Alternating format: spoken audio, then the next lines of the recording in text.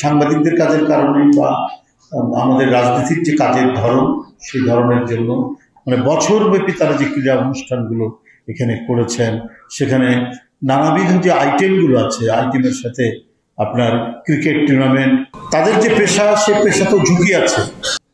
দীর্ঘ সাংবাদিকতার ক্যারিয়ারের যে সময়টুকুর মধ্যে আমরাও তার সাথে নিবিড়ভাবে কথা বলেছি, কাজ করেছি।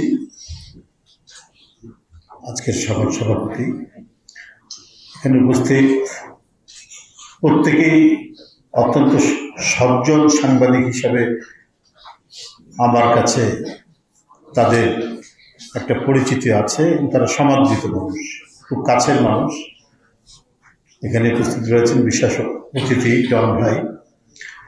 সব মিলিয়ে মানে এই অপরাহ্নের এই অনুষ্ঠানটি, পুরস্কার বিতরণী অনুষ্ঠানটি আমি মনে করি যে অত্যন্ত আনন্দদায়ক এবং একটা শুভেচ্ছার পরিবেশের মধ্যে আমরা কথা বলছি। আমার তেমন কিছু বলার নেই। ডিআরইউ এটা যে সংগঠনটি প্রতিষ্ঠা হয়েছে যখন একবার সেই সময় থেকে না হলেও খুব কাছাকাছি সময়ের মধ্যে এই প্রতিষ্ঠানটির সাথে একটা নিবিড় সম্পর্ক প্রতিষ্ঠিত হয়েছিল। কারণ আমরা সবাই জানি রাজনীতির সাথে সাংবাদিকদের একটা গভীর সম্পর্ক থাকে কাজের কারণে, সাংবাদিকদের কাজের কারণে বা আমাদের রাজনীতির যে কাজের ধরন সেই ধরনের জন্য মানে একে অপরে এমনই পরিপূরক যে কে কাউকে ছেড়ে যেতে পারে না। কারণ রাজনীতিবিদদেরকে টিকে থাকতে হয়, তার রাজনীতি পরিসর ব্যাপ্তি লাভ করে গণমাধ্যমের মাধ্যমে। গণমাধ্যমই একমাত্র মাধ্যম যেখানে রাজনীতি তার সকল কর্মকাণ্ডকে তুলে ধরতে পারে। এই জন্য একে অপরের সাথে যে সম্পর্কটি, এই সম্পর্কটি খুবই অবিচ্ছেদ্য, নিবিড় এবং আমি বলবো যে একেবারেই খুব প্রয়োজনীয়। তো সেই ক্ষেত্রে আমরা যারা রাজনীতি করি আমরা অনেকটাই নির্ভরশীল গণমাধ্যমে। সেই কারণে গণমাধ্যমের আজকে যারা নবীন প্রবীণ প্রত্যেকের সাথেই একটা গভীর সম্পর্ক আমাদের থাকতে হয়, আমাদের হয়ে যায়। শুধুমাত্র কাজের কারণেই এটা হয়ে যায়, পরে এটা একেবারেই বন্ধুত্বে পর্যবসিত হয়। যাই হোক, তাদেরও ব্যক্তিগত জীবন আছে, পারিবারিক জীবন আছে এবং সামাজিক জীবন আছে। আমি সাংবাদিক ভাই বোনদের কথা বলছি। তারা তাদের দায়িত্ব পালনের সাথে সাথে অন্যান্য যে কাজগুলো জীবনের অপরিহার্য অংশ সেগুলোকেও অনুশীলন এবং তারা চর্চা করছেন, অনেকদিন ধরেই করছেন। ডিআরইউ আমি আগেই বলেছি যে অনেকদিন থেকে সম্পর্ক, একবারে মানে প্রতিষ্ঠাকালীন না হলেও আমি তখন থেকেই দেখে এসেছি যে তাদের নানা বিষয় নিয়ে এখানে কাজ করেছেন। তাদের বর্ষপূর্তি থেকে শুরু করে পিকনিক এবং আদার্স যে কর্মকাণ্ডগুলো, সেই কর্মকাণ্ডগুলো সত্যিকার অর্থেই মানে গোটা ডিআরইউটাকে একটা পরিবারে পরিণত করেছে।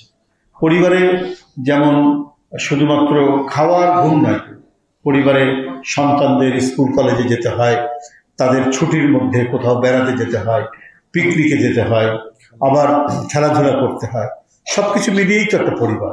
তো ডিআরইউ একটা যেন আমার কাছে মনে হচ্ছে সত্যিকার অর্থে একটা বিশুদ্ধ পরিবারে পরিণত হয়েছে। এই কারণেই যে তারা যখন আরো শীত যখন পড়ে অথবা শীত যখন একটু কমে আসে, তাদের প্রত্যেকটি পিকনিকের সাথে হয়তো তাদের যে স্পটে যায় সেখানে যেতে পারি না, কিন্তু কোনো না কোনোভাবে সম্পর্কযুক্ত থাকি। তারপরে তাদের স্পোর্টস, তাদের বিভিন্ন কালচারাল অনুষ্ঠান এবং আরও নানা বিষয়ে আমরা মানে সংযুক্ত থাকি। আমরা আমন্ত্রিত হই, আমরা অতিথি হই, আমরা কথা বলি এবং আমাদের পারস্পরিক যে মিথস্ক্রিয়া, ইন্টারাকশনটা আরও গভীর। আমি এই ডিআরইউর যে কর্মকাণ্ড, সেই কর্মকাণ্ডের মধ্যে তাদের যে ক্রীড়া মানে বছরব্যাপী তারা যে ক্রীড়া অনুষ্ঠানগুলো এখানে করেছেন, সেখানে নানাবিধ যে আইটেমগুলো আছে, আইটেমের সাথে আপনার ক্রিকেট টুর্নামেন্ট। মাত্র 30% টাকায় জমির মালিক হয়ে নতুন বাংলাদেশের গড়ে তোলার স্বপ্ন দেখা বাংলা বসতি। প্রত্যেকটি তারা এখানে সেটা টুর্নামেন্ট করেছেন,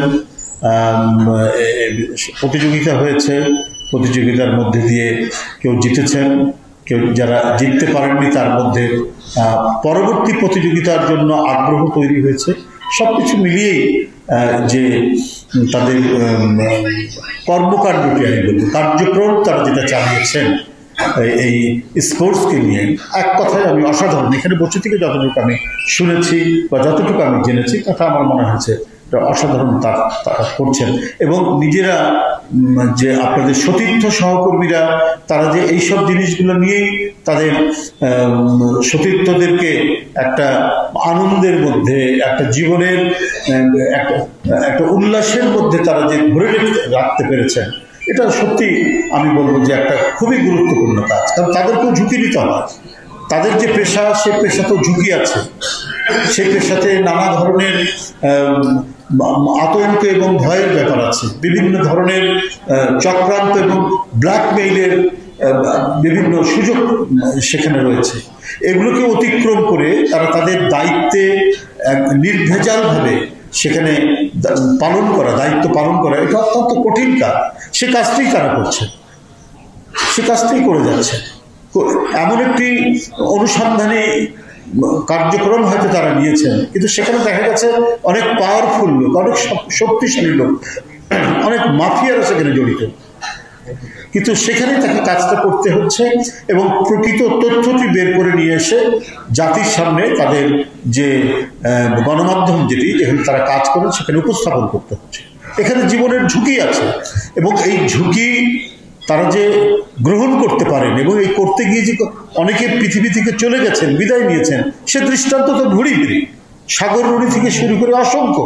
বিশেষ করে ফ্যাসিবাদের আমলে এই 15 বছর 15.5 বছরে কত সাংবাদিক যে পৃথিবী থেকে চলে গেছেন, কত সাংবাদিক যে নিহত হয়েছে, হত্যা করা হয়েছে, সেই তালিকা অনেক বড় তালিকা।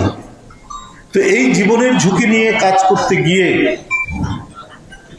তারা যে বিপদের মধ্যে পড়েন সব প্রতি মুহূর্তে, সেখান থেকে নিজেদের কমিউনিটি, এই যে স্পোর্টস নিয়ে, কালচার নিয়ে, বিভিন্ন পহেলা বৈশাখের অনুষ্ঠান নিয়ে, পিকনিক নিয়ে নিজেদের মধ্যে আনন্দের যে একটা পরিসর তারা তৈরি করে রেখেছেন, এটা তো কম কথা নয়।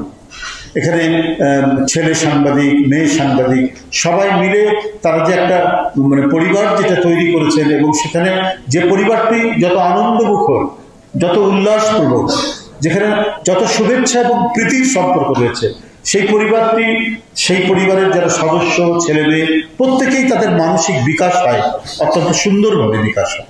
এটা আমার কথা না, এটা সমাজতত্ত্ববিদদের কথা।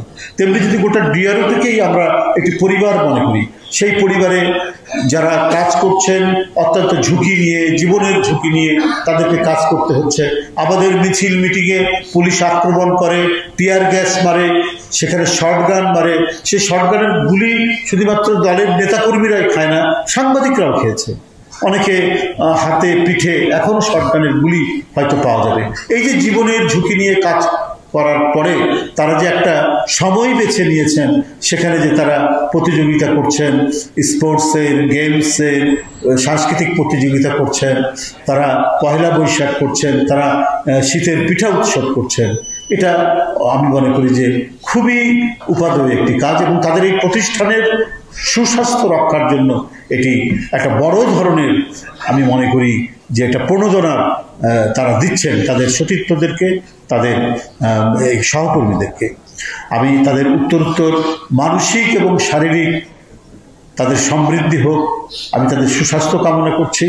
এবং এই স্পোর্টসের মধ্যে দিয়ে, প্রতিযোগিতার মধ্যে দিয়ে জয় পরাজয় যেটাই ঘটুক, এই যে একটা অনুষ্ঠান তারা বছরব্যাপী করেছেন বিভিন্ন আইটেমের উপর, এবং সেটা নিয়ে আজকে একটি চূড়ান্ত পর্যায়ে তাদের যে পুরস্কার বিতরণীর যে অনুষ্ঠানটি করছেন, সেখানে আমাকে আপনারা আমন্ত্রণ জানিয়েছেন, এই জন্য আমি খুবই কৃতজ্ঞতা প্রকাশ করছি। এবং আপনাদের এই আনন্দের রেশ যাতে দীর্ঘদিন থাকে এবং আপনাদের এটা যাতে অব্যাহত থাকে